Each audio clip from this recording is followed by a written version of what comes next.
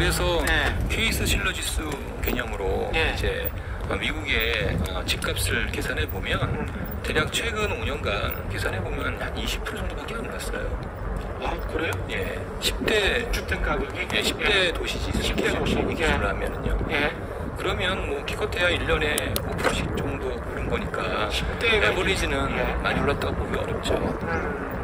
한국의 경우 비교해 보면은 서울 기준으로 하면 5년간 100% 넘게 올랐으니까 대략 한 3배, 4배 정도 그렇죠.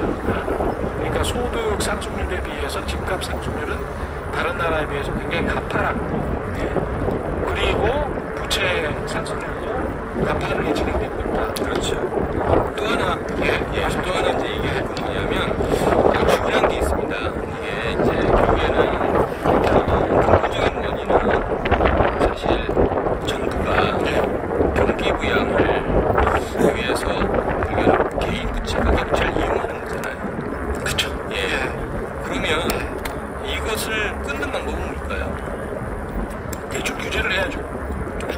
근본적인 원인은 이 정부 중에 행정부 중에 하나인 기재부라든지 미국 재무부잖아요.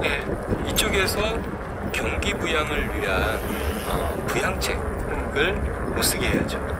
그러니까 다시 말하면 이 정부의 정책의 기본 방침이 경기 부양이 아니라 금융 측면에서 본다면 금융 안정, 안전성, 그 다음에 소비자 이런 쪽으로 가야 되는 거예요. 그리고 요 경기 부양을 최소화시키는 겁니다. 결국은 문재인 정부가 국토부에서는 김현미 장관이 굉장히 강하게 주장을 했지만 부동산 규제를 기재부에서는 전반적으로 대출, 특히 뭐 말씀하신 신용대출이랄지 개인사업자 대출이랄지 뭐 저금리 기준은 전 세계적인 기준이니까 어쩔 수가 없다라고 치더라도 전반적으로 어떻게 완전히 다 있었네요. 도시 경제적인 측면에서는 그냥 빌려다 써라 라고 이야기를 하고 그렇죠. 그래서 조금만 더 얘기 드리면 그래서 미국이 어떻게 했냐면 우리 이제 쌍봉형 감독체계라고 하잖아요. 요게 이 내용입니다. 그러니까 우리가 그냥 액면그대로 쌍봉형 쌍봉하면 그런가 보다 하는데 이게 뭘 왜 이렇게 만들었냐 하면 쌍봉형이라는 건 뭐냐면 아까 말씀드렸던 이제 재무부가 있을 거고요. 그 다음에 밑에 이제 감독원 있잖아요. 통화감독청이라고 FRB나 통화감독청이 있고요. 그 다음에 또 하나 이제 소비자 보호의 원 이런 같은 데가 있는데 이번 금융위기 이후에 어떻게 했냐면 기본적으로 재무부가 이런 경기부양 정책을 취하는 거는 최소화 없앴다고 봐야죠. 없애는 거. 중요한 거는 건전성과 금융안정 그리고 이제 소비자 보호 이 국가 발표를 분리해서 소비자 보호 중심으로 가는 거예요. 이렇게 정책 목표가 바뀌게 되면 어떤 일이 생기냐면 근본적으로 금융을 위해서 경기부양을 할 수 있는 정책을 전개하기가 사실상 어렵습니다. 불가능에 가까워요. 그 고리를 정부 조직 개편을 통해서 그냥 끊어라. 그렇죠. 그러니까 그게 이제 이 쌍봉형 체계가 미국만 한 게 아니라 글로벌 스탠다드가 되었고요. 금융위기 이후에 대부분의 나라들이 이렇게 바꿨습니다. 그래서 이제 한국도 마찬가지입니다. 한국도 금융위기 이후에 2011년 소비자보호법을 도입을 추진했었고요.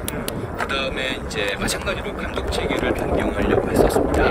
근데 이제 이게 흐지부지 되었던 거죠. 그리고 이제 정부는 또다시 이제 가계부채를 이용한 경기부양을 선택을 했던 거고요. 그게 이제 2014년 이제 박근혜 정부에서 진행된 거거든요. 그게 계속 속으로는 계속 진행됐던 거고 그렇죠. 겉으로는 국토부 정책은 부동산 규제, 재건축 규제 정책을 표면적으로는 내가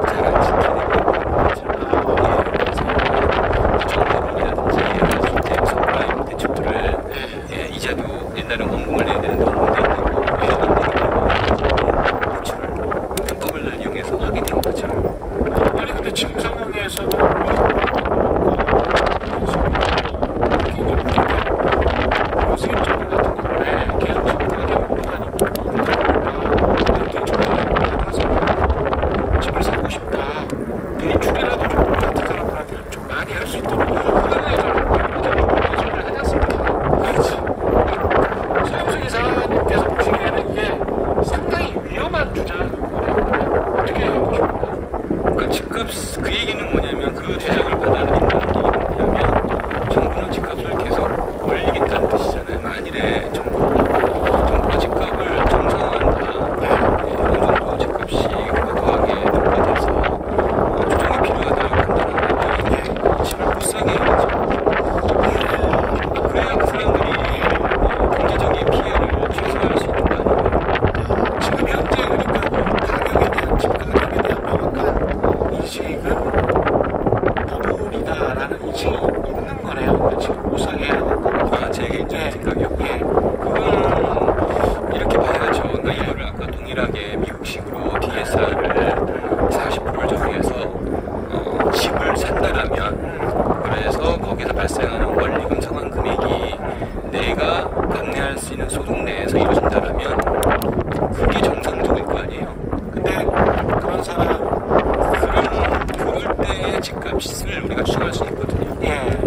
그런 사람들보다는 그렇지 않은 사람들이 훨씬 더 많은 거니까. 지금 이제 에버리지 기준으로 계산해 보면 지금 계산 서울 아파트 기준으로 서울의 평균 임금 기준으로 계산해 보면 한 5억 정도가 정상적인 가격이에요. 서울의 가격은 그 나머지는 뭐냐면 결국엔 빚으로 만든 지금 집값이거든요. 그래서 미래의 소득까지 다 채용해서 빌려서 한 20, 30년 내가 계속 돈을 벌 거니까 이 정도의 자산 가격에 복리금이 있어도 돼 라는 지금 그런 공통적인 사회 인식하에 그냥 쭉 맞던 겁니까? 우리가 이제 재화의 금융화라는 문제가 있는데요. 혹시 이제 자동차 살 때요. 자동차 살 때 이제 현금 주고 사는 게 있고요. 또 하나 뭐가 있냐면 리스라는 게 있죠. 미국은 리스가 일반적이잖아요. 리스가 이제 활성화가 되면 어떤 일이 생기냐면 집값, 그러니까 자동차 값은 중요하지 않습니다. 리스료가 중요하게 됩니다. 그렇죠? 리스료에는 뭐가 포함되어 있냐면 감가상각과 그 다음에 이자 비용이 포함되어 있는데요. 근데 보시면 집값이 또는 전세 가격이 빠지지 않고 감가상각보다 더 오른다면 어떻죠? 이자 비용은 더 줄어들고요. 더군다나 적은 일로 인해서 이자 비용은 0이 되는 거예요. 이렇게 되면은 개인 입장에서는 자기 소득에 비해서 얼마든지 집을 무한대로 살 수 있는 건 이루어졌거든요. 그러니까 지금의 집값이 형성되고 있는 거고요. 지금 우리가 걱정해야 됩니까? 어떻게 보세요? 이 상황을 다시 한번 여쭤볼 수밖에 없는데 제가 지금 이제 시점 걱정해야 되는 시점입니까? 지금 이게 당장 터진다 이런 얘기를 드리는 건 아니고요. 현재 우리의 시스템을 본다라면 그럴 가능성은 대단히 낮아 보이고요. 그거보다는 이런 문제들이 계속 누적되고 있는데 이 구조는 분명히 알아야 된다. 이 문제는 알아야 되고 그리고 어쨌든 이 문제는 조금씩이라도 계속 해결을 해야 된다는 게 제 생각입니다. 지금 어떻게 해야 됩니까? 국내 내수 소비도 죽이지 않으면서 경기 침체도 안 가면서 하려면 그 템포를 슬로우로 페달을 조금씩 밟는 수밖에 없는 겁니까? 아니면 그냥 브레이크를 밟아야 되는 겁니까? 어떻게 해야 되죠? 마지막으로. 한편으로 보면은 한 번에 구조정을 하는 게 아픔이 제일 적을 텐데 그거는 아무도 이제 그 리스크를 감내할 수 없을 것 같거든요. 그러니까 정부도 그렇고 시장의 참여자들도 그렇고 굉장히 중요할 것 같은데. 그렇죠. 그러면은 조금씩 나눠야죠. 조금씩 페달을 덜 밟아주는 내리막길로 가는 것에 대비를 하는. 그렇죠. 그 제도적인 측면에서는 어떻습니까? 그게 이제 결국에는 DSR 원리금 불안상환 제도의 도입이고요. 그거 도입한다고 16년에 그러지 않았어요? 근데 아직도 지금 그러니까 이제 확실하게 안 되는 겁니다. 도입을 하면 당연히 이게 부채가 줄어들 거고 부채가 줄어들면 또 경기 문제를 고민해야 되니 이 딜레마에서 확실히 정책 당국이 의지를 갖지 않는다면 또는 청와대에서 의지를 갖지 않는다면 계속 후순위를 밀리는 거죠. 오늘 말씀 감사하고요. 지금까지 키움증권 서영수 이사와 함께했습니다. 고맙습니다. 감사합니다. 저는 KBS 최경련 기자였습니다. 지금까지 세상 이익이 되는 방송 최경련의 경제쇼였습니다. 고맙습니다.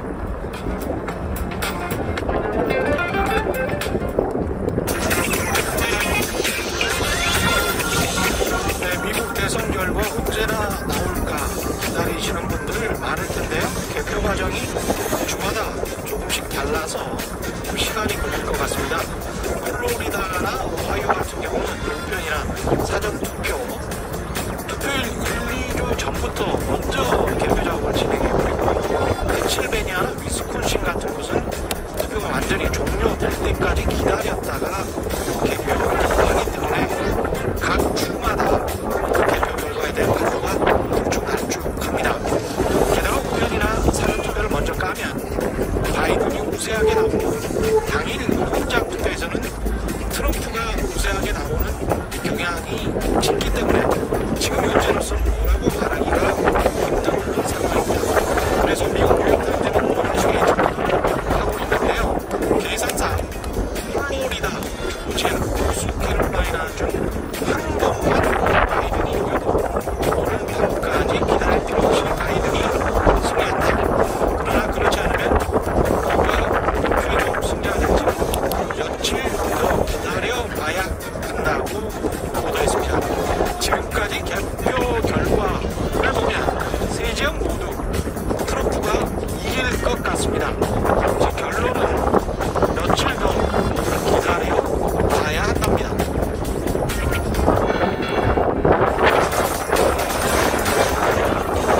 네, 안녕하십니까. 세상에 이익되는 방송 최경영의 팬데이션 주부입니다. 저는 진실탐사인데요. 우리 저와 함께 갑시다.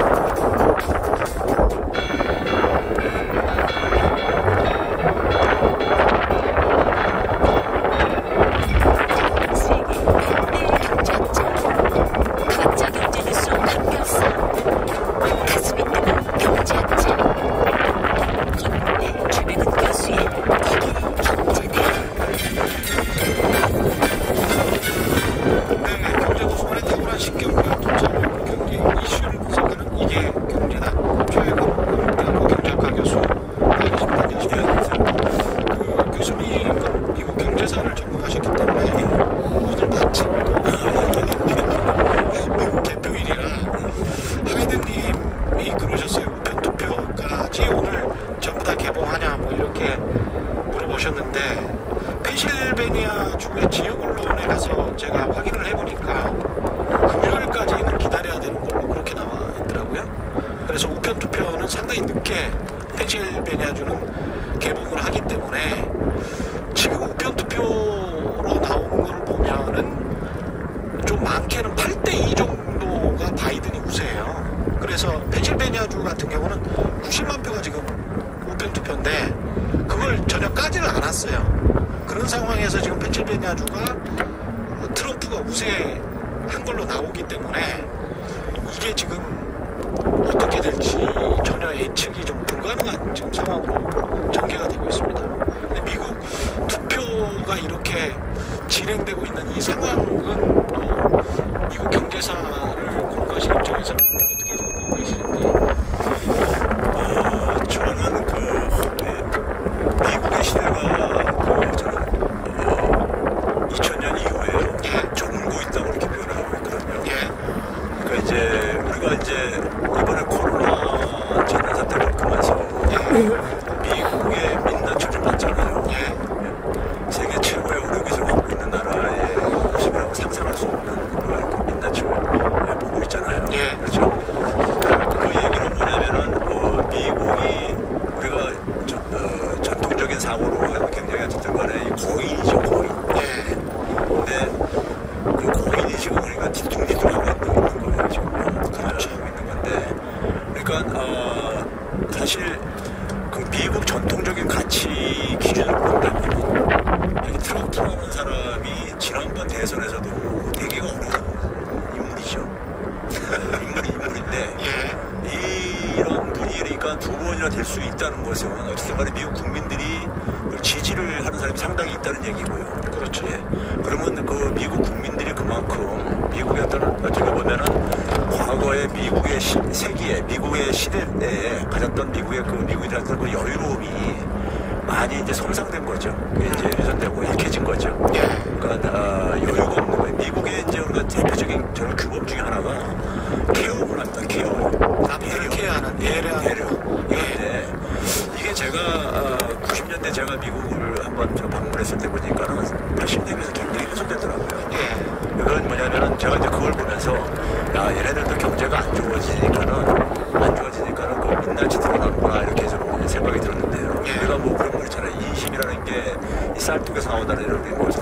하듯이 그러네요. 사람이 어려워지게 되면은 막 이제 그 거칠어지고 그러잖아요. 대부분 사람들이. 그런 것처럼 미국도 이제 그만큼 이제 여유가 없어진 거예요. 저보다 이제 양극화도 심해지고 이제 그러면서요. 그러면서 이제 특히 이제 그 미국은 여전히 미국 백인 중심의 사회인데 백인들이 굉장히 백인 서민층들이 굉장히 타격을 많이 받았죠. 지난 한 20-30년 동안에요. 그렇죠. 네, 일자리를 벌 때마다 타격을 많이 받으면서 그러면서 사실 어떻게 보면 미국 서민 백인들이 굉장히 분노심이 굉장히 가득한 거예요. 어떻게 보면요. 그렇죠. 여기 이제 특히 이제 미국의 그 주류 정치인들에 대한 이 분노심이 굉장히 가득 많이 차 있는 거고. 그게 이제 트럼프가 그렇죠. 우리가 어떤 바뀌지는 거죠. 역으로 이용을 하는 거죠. 이용을 한 거고. 그런 점에서 근데 문제는 그게 이제 해법은 아니라는 얘기죠. 우리가 분노와 어떤 갈등이 해법은 아니거든요. 그렇죠. 이제 항상 그럴 때 이제 정치인들은 그걸 이제 자기가 이제 자기 개인의 욕심을 채우기 위해서 이용을 하죠. 악용을 하죠. 그렇습니다. 우리가 역사적으로 히틀러가 그러니까 우리가 그랬듯이 이제 이렇게 하는데 그러면 이제 그럴수록 미국은 더 망가지죠. 그러니까 우리가 지금 보게 되면 미국이요. 2차 세계대전 이후에 미국의 미국의 시대라고 얘기를 전개되는데 미국이 어쨌든 간에 미국식 시스템과 관련된 가치이긴 하지만은 그래도 가치에 기반을 해가지고 저희 자유진영 질서를 이렇게 만들었었어요. 그랬죠. 그리고 규칙에 기반을 해가지고요. 그랬죠. 근데 그 스스로들이 지금 어쨌든 간에 차버리고 있잖아요. 폐기시키고 있잖아요. 그렇습니다. 그리고 이제 뭐 80년대 이후에 그러니까 미국이 마지막 주도했던 게 신자유주의 거기에 주기니까 레이건이었잖아요. 신자유주라는 게 기본적으로 자유시장 경제원리에 기초해가지고 자유무역, 사람의 자유로운 이동을 그걸 지지하는 쪽으로 있었단 상품의 자유로운. 그렇죠. 사람도 마치 자유로운 이동을 그렇게 했었죠. 이제 90년대 워싱턴 컨센서스라는 것도 그런 방식을 개도국에다 수출하려고 가졌었잖아요. 그렇습니다. 근데 그 레이건을 가장 존경한다는 트럼프가 스스로가 다 폐기해버렸잖아요. 그렇죠. 이게 결국은 뭐냐면 미국의 가치를 미국의 규칙, 미국이 제시한 규칙과 가치를 스스로 지금 그러니까 폐기할 정도로 그만큼 그 상황이 됐다는 얘기는 미국이 굉장히 그만큼 여유가 없어지고 미국이 그만큼 지금 쇠퇴하고 있다는 거예요. 지금 저희 교수님 말씀이 사실은 이번 주 영국 이카노미스트지는 자본주의, 전 세계 자본주의의 수호지다 이렇게 표현할 수 있을 정도의 역사와 전통을 가지고 있는 곳인데요. 아예 미국 국기가 그 달아져서 이렇게 펄럭거리는 모습을 보면서 바이든이 이번에 꼭 돼야 된다. 이게 헤드라인이에요. 영국 이카노미스트의 이유가 딱 지금 교수님이 말씀하신 것처럼 너무 지나치게 그 정파적으로 미국 중심주의적으로 갔기 때문에 우방들조차 지지할 수 없는 지경에 이르렀고 그 다음에 너무 심하게 거짓말을 많이 했다. 이거는 미국의 민주주의 가치를 너무 심하게 훼손시킨 지도자이기 때문에 서방 진영에서 받아들일 수가 없다. 이게 영국 이카노미스트지의 사설입니다. 사설. 굉장히 크게 나왔어요. 그래서 그 정도로 지금 사실은 영국이랄지 지식인들 쪽에서는 그렇게 보고 있다.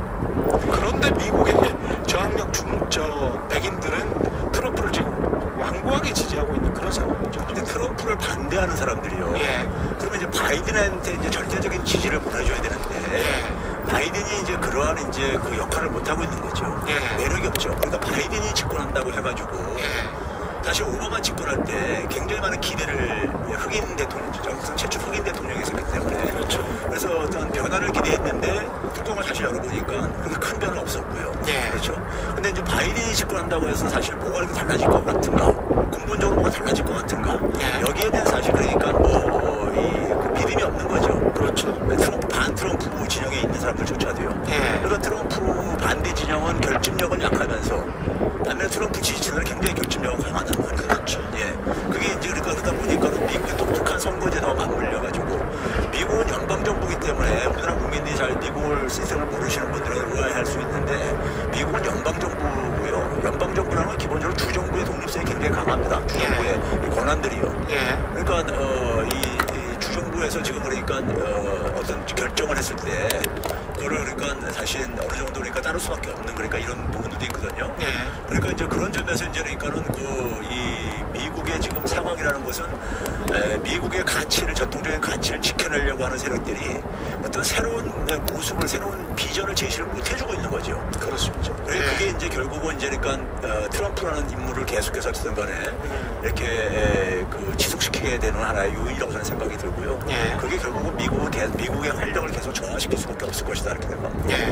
오늘 경제 이야기 해야 되는데 다른 이야기들이 좀 많아서 일단은 어제 이어서 오늘도 청취자 세 분께 KBS 박종훈 기자의 부의 골든타임 책 보내드리겠는데요.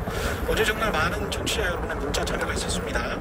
휴대전화 끝자리 9008번 0805번 7036번 이렇게 세 분입니다. 9008번 0805번 7036번 세 분 당첨되셨습니다. 축하드립니다. 이번 주 금요일까지 하루 세 분씩 선정해서 방송 끝난 후 개별적으로 연락드리니까요. 부의 골든타임 KBS 박종훈 기자의 책 드립니다. 짧은 문자 50원, 긴 문자 100원이 드는 샵 9730으로 많은 참여 부탁드리겠습니다. 곧 트럼프 대통령이 입장을 발표할 예정이라는데 혹시 또 우기는 거 아닌지 모르겠습니다. 속보 나오는 대로 전해드리겠습니다. 일단 우리나라 걱정도 또 해야 되니까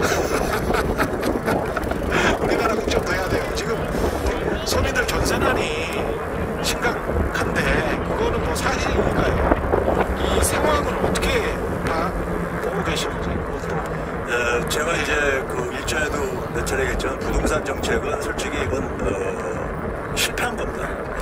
실패한 건데 그 정책에 있어서요 굉장히 중요한 게 뭐냐면은 첫 단추가 굉장히 중요해요. 첫 단추가 중요한데 부동산 정책에 있어서 문재인 정부에서 대통령은 사실 어느 정도 그 방향성은 제시했었어요.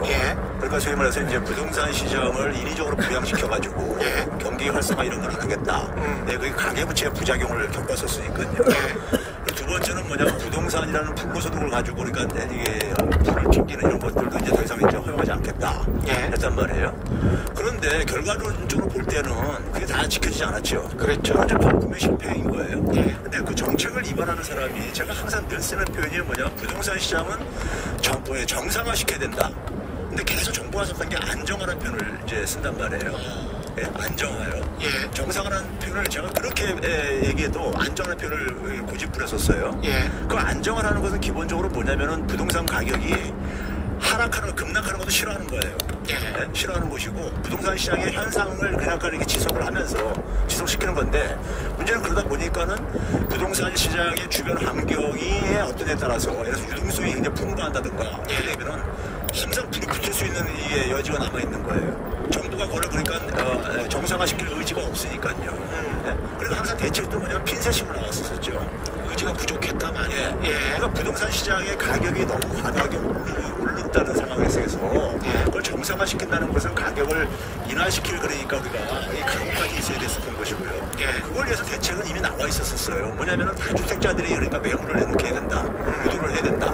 일정한 시간을 주고 그러니까 내놓게 해야 되고 그 시간 동안에 뭘 해야 되냐면은 정부는 뭐냐면은 이 부동산 가격이 안정이 되더라도 아니 좀 저게 정상화 되더라도 살 수 없는 사람들 있잖아요. 워낙 부동산 가격이 크니까요. 이 사람들한테 장기 공공임대를 그러니까는 이걸 이제 공급을 인제니까는 하겠다는 이제 계획을 가고 신도시 이런 건설에서도 그러니까 대부분을 그러니까 이 공공임대로 공급을 방향을 처음부터 추진했으면요.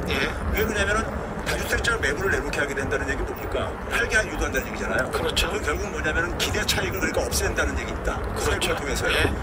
그러면 매수가 살아 실종됩니다. 당분간 단기적으로는요. 사람들이 그러니까 가격 하락할 때까지 기다릴 테니까요. 근데 정부가 한 거는 그게 그런 방향이었는데 왜 그게 효과를 그렇게 발휘하지 못했죠? 아니 그러니까 부동산 시장 안정화한다면서요. 뭐했습니까? 그 지나치게 오른 지역에 기초차가 가가지고 사업적인 규제를 내놨잖아요. 그러면 사실 계속 공격했잖아요. 우리 그러니까요. 처음부터 전면적으로 했어야 된다. 제가 그냥 부동산 가격을 하락시킬 의지가 없었다 이거예요. 처음부터요. 그러니까 그런 대책을 간 거예요. 정부는 부동산 가격을 하락시킬 의지가 없었다. 오늘 우리가 두 가지 평가를 아주 중요한 평가를 해주시는데 문재인 정부의 부동산 정책은 결국 실패했다. 그 다음에 정부가 부동산가를 하락시킬 의지가 처음부터 없었다. 예. 이런 두 가지 말씀입니다. 예. 예. 그러다 보니까는 그러니까 결국 뭐냐면 이 부동산 가격이 하락할 적은 없다 보니까는 예. 어떻게 했습니까? 집 없는 사람들에 대한 대책으로서 민간 임대주택 활성화라는 이 명분 속에서 박근혜 정부 때 입안했었던 그러니까 임대주택 선진화 이 대책을 그대로 유지 내지는 일부 보완까지 했잖아요. 예. 그리고 사람들은 그때 시장한테는 어떻게 신호를 준 겁니까? 단주택 소유 안 하고 저기 한 거잖아요. 예. 임대 사업자들이 굉장히 그러니까 이 수익이 높거든요. 수익률이요. 그러니까 심지어 그러니까 지방의 중소기업 분들자도 그러니까는 이 임대사업에 뛰어들 정도로 네, 제조업을 해봤자 별로 저기 돈도 못 버는데 임대사업에 뛰어들단 말이에요. 그러니까 정부가 그쪽으로 그러니까 집 가격 올라가기라고 이런 유도를 측면이 있어요. 그렇죠.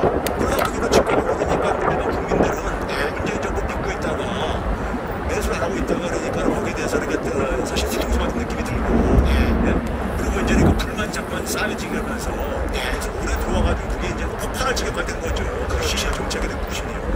그래서 뒤늦게 이제 그 쫓겨가지고 뒤늦게 6월달, 7월달에 그러니까 좀 이제 이 투기 수요 억제 대책이라든가 임대사업자들에 대해서 대책이 나오기 시작한 거잖아요. 그러니까 근데 이게 벌써 뭡니까요? 3년이라는 시간이 벌써 지나가는 이후에 그 대책이 이제 그러니까 나온 거니까요. 나오니까 나온 상황 속에서 당분간은 어떻게 되겠습니까요? 거래는 그러니까 실종될 수밖에 없고 거기다가 뭐냐면 그런 상황 속에서 사람들은 그러니까 주택을 그러니까 매수하는 걸 좀 기다리는 사람도 생길 수가 있고 그럼 결국은 뭐냐면 전세 물량이 부족할 수밖에 없는 거죠. 그 결과가 그 그러면 자초한 거죠. 그러니까 정책이라는 것은 정책의 목표가 단순하고 명확해야 됩니다. 그리고 그걸 위해서 그러니까 모든 정책 수단을 다 동원을 해야 되는 거예요. 그것에 따라서 그러니까 작은 그러니까 부작용은 감내를 해야 돼요. 설득을 시켜야 되고요. 그런데 처음부터 그러니까 집값 하락에 대한 의지가 없었어요. 하락에 대한 의지가 없다는 얘기는 결국 먼저 시장에서는 환경만 조성되면 집값을 그러니까 그러니까 투기세력들이 뛰어든다. 그 결과인 거예요. 그 첫째 시장 바뀌었는데 그거를 정상화 안 시키고 계속해서 그러니까 그걸 유지하면서 하려니까 이게 두 번째, 세 번째 단추도 계속 오근하게 되는 거죠 지금. 지금 저 트럼프 대통령이 입장을 발표하고 있는데요. 잠깐 들어볼까요? 잠깐 들어보고 가겠습니다. 저희가 오하이오라는 위대한 주에서 승리할 수 있어서 텍사스에서 저희가 이길 수 있었습니다. 텍사스에서 이겼는데요. 70만 표 이상의 차이가 났습니다. 이 표 중에서는 개표가 되지 않은 표들도 있었고 조지아도 저희가 승리를 확신할 수 있는 것 같습니다. 2.5% 117만 표 정도 격차가 있는데 70% 정도만 남았기 때문에 저희를 따라잡을 수 없을 것입니다. 노스 캐롤라이나는 저희가 승리가 거의 확실시 되고 있습니다. 1.4% 7만 7천 표 정도 격차가 있었는데 지금 5% 정도밖에 남지 않았습니다. 따라잡을 수 없을 것입니다. 보시다시피 또 아리조나 같은 경우에는 사실 굉장히 중요할 텐데요. 누군가 아리조나에서 이겼다고 선언을 한다면 가능은 하겠습니다만은 가능할 수도 있겠죠. 근데 아직 개표가 되지 않아서 저희가 가져올 수 있는 표도 많다라고 생각합니다. 트럼프 주라고 많은 분들이 어떻게 부르시는지 모르겠습니다만 그렇게 부르시는 분들도 있었잖아요. 오늘 티표 보니까 다른 후보가 이걸 가져갈 수 있는 가능성도 거의 없다라고 생각합니다. 이 아리조나는 저희가 가져볼 수 있다면 좋았겠습니다만 저희가 또 승리할 수 있는 가능성도 상당히 있다고 생각합니다. 뒤집힌 것도 못 봤고요. 그리고 그 격차가 줄어든 것도 봤습니다. 그래서 계속해서 추세가 유지되기를 바랍니다. 펜실베니아 같은 경우 저희가 하고 있지 않습니까?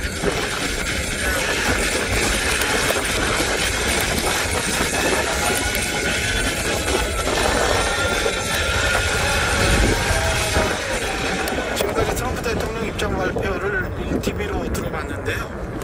텍사스에서 승리했다, 플로리다에서 승리했다, 오하이오에서 승리했다, 노스캐롤라이나도 거의 승리한 것 같다. 끝까지는 트럼프 대통령의 말씀이 맞아요. 이거는 AP의 지금 보도하고도 거의 일치하고 있고요. 근데 아리조나나 조지아는 아직 미정인 상황입니다. 근데 그걸 승리할 것 같다라고 지금 이야기를 하고 있는 거고, 일종의 이제 여론몰이로 보고 있는 것 같고, 지금까지는 다행히도 전국적으로 내가 다 승리했다 이 말은 나오지 않았습니다. 그리고 펜실베니아에서 이제 매우 큰 차이로 앞서고 있다 이 정도까지만 말했기 때문에 우려했던 것처럼 전국적으로 내가 확실히 승리했다, 그래서 승리 선언을 한 것 같지는 않고요. 그런 의미에서는 굉장히 다행입니다. 예, 다행입니다. 예. 일단은 그렇고요. 계속 소식이 들어오면 전해드리겠습니다. 관련해서 보유세 논란, 재산세, 일가구, 그 다음에 중저가 아파트 같은 경우는 조금 깎아주겠다 이런 식으로 이제 가고 있고, 그 다음에 주식 양도세도 현행 수준을 유지하겠다 이런 식으로 이제 가고 있습니다. 여기에 관한 이제 평가도 좀 해주셔야 될 것 같은데요. 먼저 그 재산세 문제는요. 재산세 문제는 이것도 제가 오늘 얘기할 수 있는 주제들이 다 이게 사회적으로 이렇게 많은 논란이 있는 거는요. 논란이 있는 건 제가 아까 표현했듯이 첫산주사 잘못 꼈어요. 이렇게 생기는 문제들입니다. 네, 문제들인데 지금 우리가 공시가격 현실화율이라는 것은 사회적인 합의가 이루어진 부분이에요, 사실은요. 그리고 이번에 제시한 안도 상당히 느립니다. 2030년 10년까지가 아닌 10년간에 걸쳐서 지금 이렇게 이것을 진행하겠다는 거잖아요, 지금요. 그렇죠. 2030년까지 하겠다. 10년까지 그러니까 50%까지 그러겠다는 거 아니에요. 그러니까 지금 이제 우리가 공동주택 공시가로 9억이면 한 12억, 13억 되는 거 아니에요? 10억 정도 되겠죠. 그게 이제 그러니까 한 68% 정도 안 된단 말이에요. 현실화율이 그러니까요. 그렇죠. 그러니까 너무 사실 이 조세 어떤 형평성 문제를 얘기할 때, 조세 정의를 얘기할 때 사실은 이게 이제 문제가 있다 보니까, 그리고 또 하나는 뭐냐면은 우리나라 같은 경우는 재산세나 보유세가 국제적으로 낮잖아요. 낮고 그다음에 그러다 보니까는 주택에 대한 투기도 굉장히 심해질 수밖에 없는 것이고, 그렇죠.